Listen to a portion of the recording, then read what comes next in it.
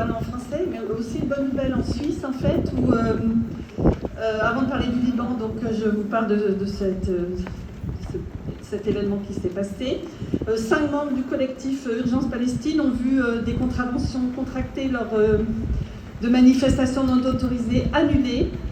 Le juge a admis les circonstances exceptionnelles que représente la dénonciation pacifique d'un génocide. Donc, ça s'est passé à Genève. La justice suisse refuse de criminaliser la solidarité avec la Palestine. On espère que ça fera date aussi pour les autres pays. Donc, le tribunal reconnaît qu'un génocide est en cours et il juge qu'aucun motif ne justifie de sanctionner des militants pacifiques. Il rappelle que la liberté d'expression protège la désobéissance civile non violente et que réprimer ces mobilisations est incompatible avec la démocratie. Bon, voilà, les petites raisons de se réjouir un peu dans ces... Alors, je reviens au Liban, c'est le sujet, on n'en a pas parlé depuis trop longtemps ici. Donc, la nouvelle guerre au Liban, si on peut dire, a donc débuté déjà en automne 2024, mais c'est surtout depuis le 2 mars 2026 qu'on a assisté à une reprise massive des hostilités. Le 2 mars, donc, alors qu'Israël et les États-Unis ont commencé leurs attaques conjointes contre l'Iran depuis la veille, le Liban est à son tour entraîné dans la guerre. Le 8 avril 2026, c'est une journée la plus meurtrière dans cette guerre. C'est le cauchemar de ce mercredi noir. On dénombre ce jour-là 100 frappes sur la ville en 10 minutes. Depuis le début, Israël n'a jamais cessé ni bombardement, ni destruction d'infrastructures civiles. Il y a bien eu des tentatives de cessez-le-feu. Le 27 novembre 2024, cessez-le-feu formel qui a été violé. Le 16 avril 2026, une trêve de 10 jours, mais qui a aussi fini par la reprise des combats. Et donc, ce 3 juin 2026, la semaine passée, enfin cette semaine, un accord conditionnel qui essaie d'être conclu, mais qui est bloqué presque immédiatement. Comme à Gaza, ces cessez-le-feu sont sans arrêt violés, ce qui montre bien la conception générale qu'Israël a des cessez-le-feu. On compte 10 000 violations depuis novembre 2024 au Liban, simplement. D'ailleurs, le mot cessez-le-feu a perdu tout sens. Le cessez-le-feu ne sert qu'à endormir la communauté internationale, ainsi que les dirigeants occidentaux, qui ont l'air de ne demander que ça, finalement.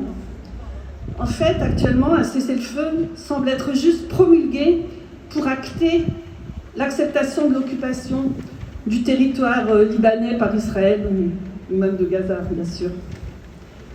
Donc, cette fois, l'armée israélienne a passé le fleuve Litani, réalisant l'invasion la plus profonde depuis plus de 25 ans.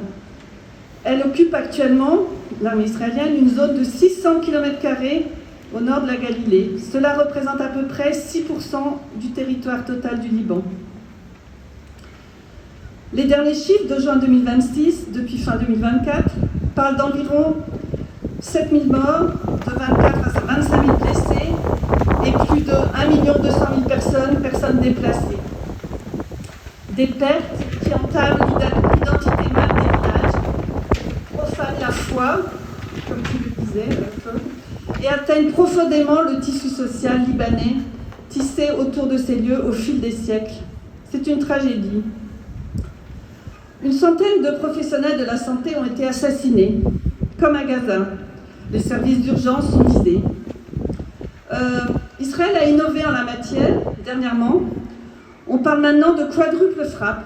Une personne est blessée, une équipe de secours arrive. Celle-ci est aussi immédiatement ciblée. Une troisième leur vient en aide. Et encore une fois, elle est attaquée. On rappelle que cela aussi est bien un crime de guerre. Les frappes par drone, jusque-là réservées au Hezbollah, sont maintenant lancées aussi sur des civils. Ça, c'est nouveau. Dominique Hédé, écrivaine libanaise, résume la situation de son peuple ainsi.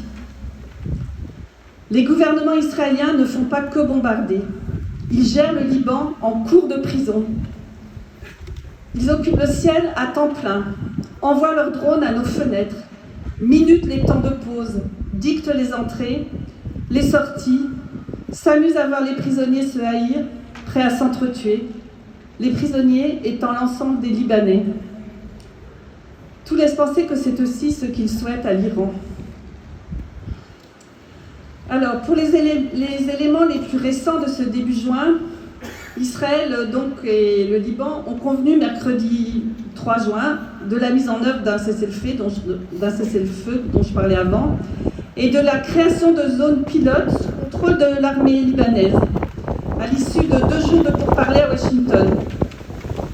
L'armée libanaise exercerait seule l'autorité et les combattants du Hezbollah devraient se retirer, notamment au sud du fleuve Litanie. Les contours sont inédits mais toujours flous, alors que les frappes israéliennes tombent encore dans le sud du pays. Israël a maintenu qu'il conserverait une liberté d'action militaire dans certaines circonstances, entre guillemets, et n'a pas accepté un retrait complet immédiat, ce qui a constitué précisément l'un des points rejetés par le Hezbollah. Cet accord n'a jamais de toute façon obtenu l'adhésion de tous les acteurs et semble donc mort-né.